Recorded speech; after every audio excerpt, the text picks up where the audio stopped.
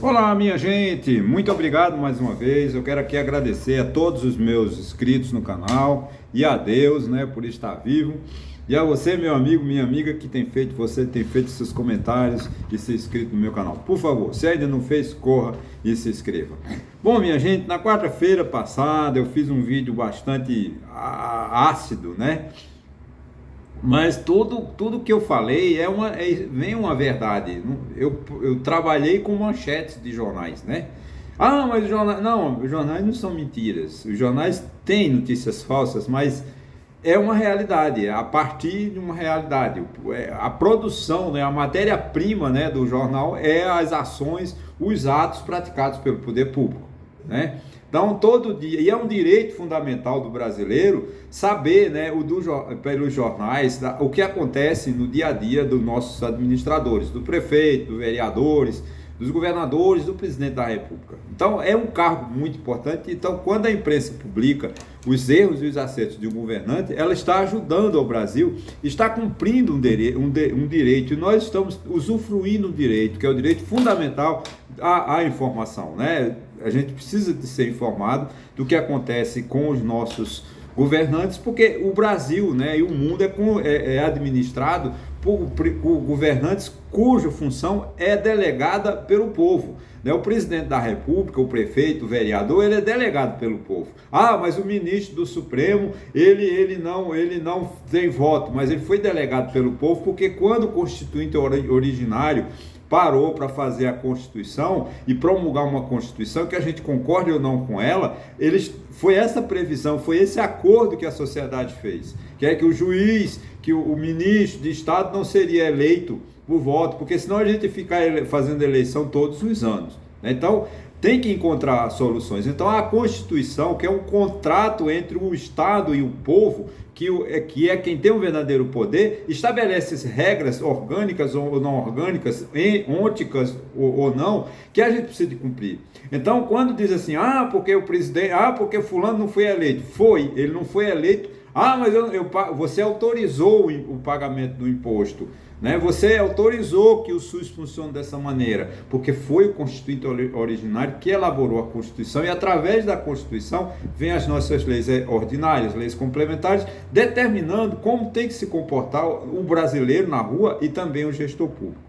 Então é de fundamental importância que a gente leve a sério o Estado, que a gente leve a sério o político. A política não foi feita para, como aqui no Brasil tem um jargão, político é ladrão. Não, é ladrão porque a sociedade o deixou. A gente cobra do político, ele vai deixar de ser desonesto. Agora, se o povo não se manifestar, ficar quieto, realmente vai ficar com esse apelido ou essa encrenca, né? Que todo político é ladrão. O que não é, política é para todos os brasileiros. Todos nós temos que fazer política. A gente faz política dia a dia. A gente faz a política quando dentro da nossa casa, concordando com a esposa, com o pai, com a mãe, obedecendo o filho que obedece o pai, porque o pai não deixa ele sair de noite para voltar de madrugada da festinha. E esse adolescente que fica revoltado, ele está, na verdade, o que ele está fazendo? Ele está seguindo uma Constituição estabelecida dentro daquele lá, que ele só vai ter liberdade quando ele tiver assim, você está com 18 anos, você faz da sua vida o que você quiser. Mas a gente tem a obedecer essas regras. E essas regras, como valem na família, claro que são diferentes. Eu não estou comparando que uma regra de uma casa de família sejam as regras que vão reger o povo na rua. Não, mas vamos lá o nosso da Mata, lá ele tem um livro de quem quiser ler lá, né, do da Mata, sobre o povo Carnavais, acho que é uma obra dele que ele fala, né, que a gente é muito comunista na rua e capitalista dentro de casa. Mas não é isso, na verdade não é isso que eu quero falar. O que eu quero dizer é o seguinte: a minha preocupação, o título do meu vídeo hoje é: o Brasil com Lula anda para trás. É uma crítica? Não, não é. O tema sugere, mas não é uma crítica. É a minha preocupação. Porque o que acaba me preocupando com o governo Lula são as ações que ele combinou. Ele não combinou isso com a gente. Quando o Lula se candidatou, a gente sabia, ele não mostrou o plano econômico, nem o plano de governo, porque ele dizia, não, eu já governei o Brasil 8 anos, eu sei o que eu quero. Mas quando ele ganhou a eleição, que nós não aguentávamos mais Jair Bolsonaro, conforme vocês viram o vídeo de quarta-feira, que foi muito crítico em relação a Jair Bolsonaro, que são tudo verdade o que eu falei, e afirmo, né? O que acontece? O Lula prometeu que governaria para 215 milhões de brasileiros e não para meia dúzia de gente do PT. O que o Lula está fazendo? O Lula está, um governo de Lula, nesse início, ele está o governo do PT, o governo para o MST. Ora, o MST, gente, ele tem ações que são contra a lei, contra o Código Penal. Invasão, a Constituição garante o direito de propriedade. Está lá no artigo 5º, se eu não me engano, é inciso 22 ou 32, não me lembro agora. Agora, por que Lula está dando tanto apoio a esse movimento do Sem Terra? O Lula deixou de governar para os 215 milhões de brasileiros e está governando para ele, para o PT. Isso não foi uma promessa de Lula. O que é a atitude do PT hoje no governo não é a atitude do povo que elegeu Lula. Quando o povo elegeu Lula, queria que Lula repaginasse o nosso país, recuperasse as instituições democráticas, recuperasse as instituições políticas e que apaziguasse o país. O que Lula está fazendo o contrário. O Lula está rabugento, está agressivo, o Lula não está se comunicando com o povo. Eu acho que tem que haver, o Lula tem que começar a conversar com o povo. Ele vai no Ceará, como ele foi, faz um discurso muito agressivo, em cima. Para de governar, para de criticar Jair Bolsonaro, Lula. Já passou, Jair Bolsonaro está entregue à história e a justiça há de determinar o local para onde vai Jair Bolsonaro. Você tem que governar para os brasileiros, não é para... Porque o que está acontecendo? Como o Lula não quer acabar com a dicotomia Bolsonaro-Lula, o governo Lula não está aparecendo. Porque as ações, como eu fiz, vocês viram o meu vídeo de quarta-feira, os jornais cheios de notícias ruins de Bolsonaro. Sobra o que para Lula?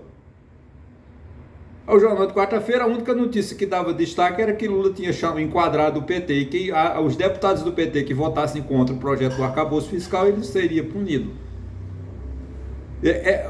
O Lula não tem discurso. O discurso de Lula não está sendo divulgado porque ele está comprando uma briga com Jair Bolsonaro. Isso me preocupa muito. Tá? Essa é a grande preocupação, porque Jair Bolsonaro tentou dar golpe de Estado, não adianta mais a gente falar isso. Foi uma verdade. O que a gente tem que lutar é apaziguar o país. Fazer surgir lideranças novas. Eu estou muito preocupado com o futuro. Eu estou com 66 anos, meu sonho era ser político, todo mundo sabe disso, não nego para ninguém, mas não fui. Mas não estou revoltado, muito pelo contrário, eu quero formar lideranças novas no meu país. Porque eu sou de uma época que a gente tinha liderança na direita e de esquerda, a gente tinha Ulisses Guimarães, Franco Montoro, Marco Maciel, Antônio Carlos Magalhães, Jorge Bornhausen, Pedro Simon, todos esses lideranças. Agora, quem são as lideranças do nosso país de hoje? Nós não temos mais. São Paulo tinha uma Fernando Henrique Cardoso, Plínio de Arruda Sampaio, o próprio Lula, Franco Montoro, Paulo Maluf. Quem são as lideranças de São Paulo hoje? São Paulo virou deputado. O que é que virou São Paulo? São Paulo virou um cabide de deputados que é eleito em São Paulo sem nunca ter ido em São Paulo, como é o filho de Jair Bolsonaro.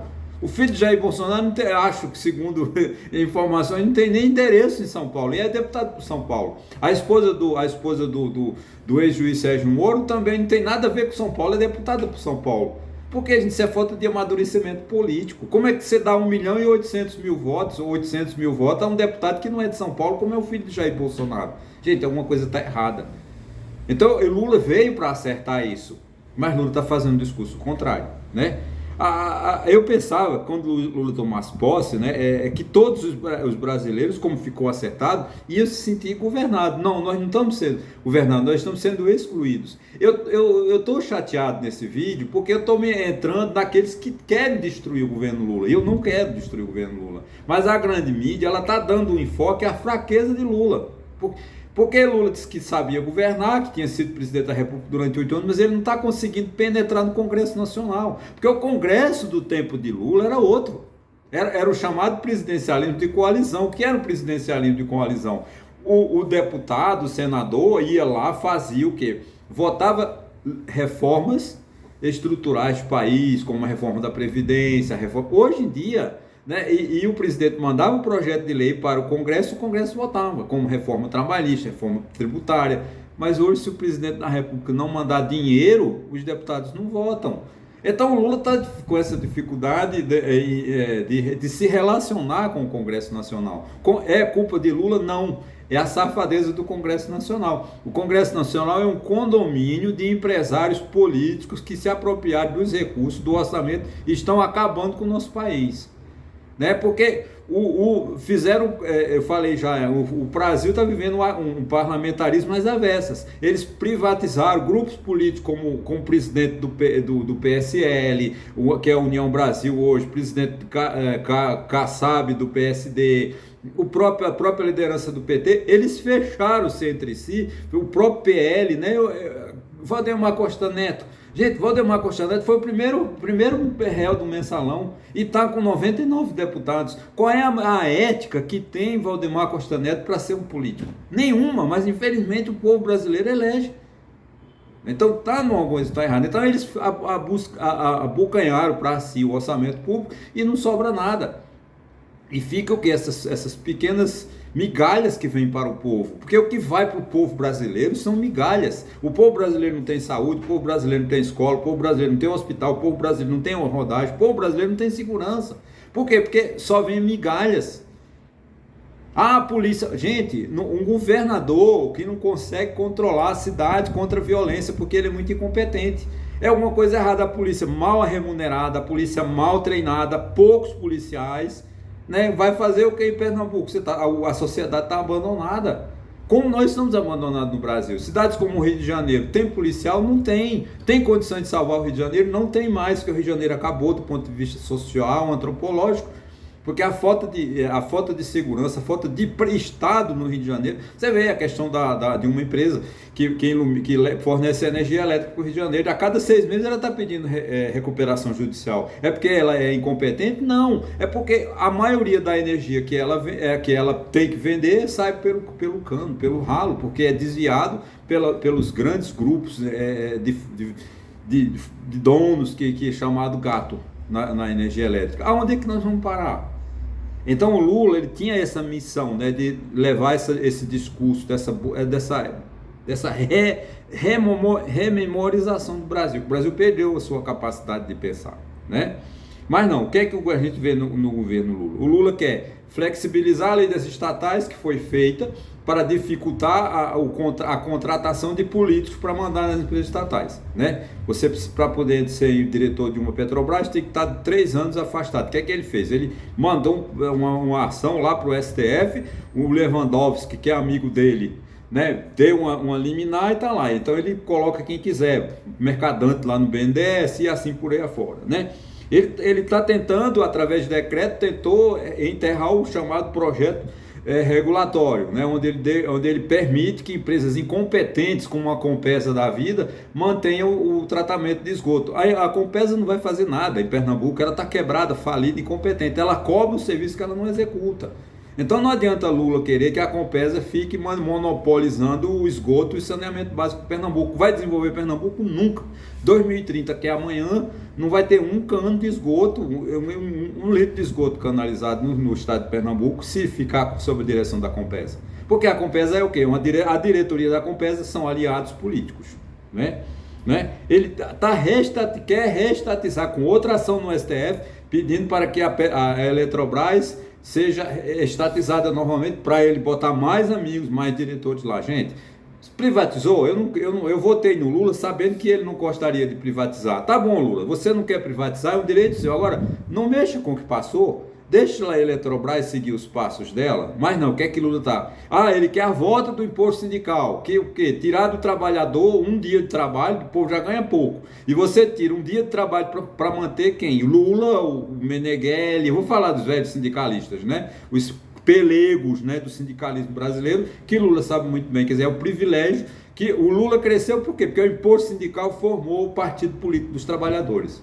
Que o povo pagava, o povo trabalhador brasileiro pagava imposto sindical para enriquecer os sindicatos. Os sindicatos no Brasil não têm competência, não sabem negociar e agora eles viviam sobre muito dinheiro sobre o imposto. Quando retiraram o imposto, Lula quer de novo, está lá no STF uma ação para retornar o imposto sindical, né? Ele quer baixar os juros no grito. Gente, eu acredito que os juros estão altos, 13,75, mas não é uma consequência. Olha, o Conselho Monetário Nacional não é o presidente do Banco Central. E quem manda na política de juros é o Conselho Monetário Nacional, que é composto pelo ministro da Fazenda, pelo Ministério do Planejamento, acho que 8 diretores do Banco Central, mais o presidente. Então, o presidente do Banco Central não é a vítima, como o Lula elegeu como o pior homem, como aquele cidadão como o Lula traz. Mas a gente sabe o que ele quer dizer, cidadão, entre aspas, né? Não pode acabar juros no grito, porque é uma equação econômica e financeira, a questão, a situação fiscal do nosso país tem que ser rediscutida. Nós estamos com a dívida pública em relação ao PIB de 73%, podendo chegar em 2030 a 92%. Ora, um país que deve 92% do que produz, esse país tem futuro, 73% já é muito grande. Imagina, então, se não tiver. Lula quer aumentar a inflação, gente, quem vai pagar a conta é o pobre, que vai com um salário mínimo, que não vai comprar nada no supermercado. Então, se aumentar a inflação, quem paga a conta é o pobre, porque é o único imposto que sobra para o pobre, porque rico não paga imposto. E rico tem como se defender da inflação investindo seu capital no estrangeiro, coisa que o pobre brasileiro que ganha salário mínimo não pode mandar seus 1.320 para uma conta na Suíça ou nos Estados Unidos. E ele quer essa política de juros, tem que ser uma política discutida com seriedade, o que a gente não está vendo no governo Lula. Então ele volta para o passado. O Lula não quer governar para o futuro, o Lula quer voltar ao que ele fez em 2002, 2003, mas não é mais assim. O Brasil mudou e a gente precisa de perspectivas. O Lula se colocou, em favor da Rússia, mas ele tinha que ter uma posição mais, vamos ficar ao lado do agressor. Por que Lula ficou ao lado do agressor? Se ele devia ficar ao lado do agredido da Ucrânia, que tem os seus direitos humanos lá sendo quebrado todo dia. Não ficar ao lado da Rússia como ele está. Então a posição de Lula, infelizmente, me preocupa. Agora, não gostaria de estar fazendo essa crítica. Estou triste. De Bolsonaro, não, ele merece. Agora de Lula, não. Agora Lula precisava de abrir o olho. Infelizmente, a grande equipe, o staff que Lula tinha em 2002, não tem mais. Eu acho que está faltando a ele levar José Dirceu para o Palácio do Planalto para dar mais assessoria a ele. Quando ele tinha José Dirceu, ele não cometia tantos erros como ele está cometendo. Então, eu acho que está na hora de Lula chamar o José Dirceu novamente para o Palácio. Ok, gente? Muito obrigado e até a próxima.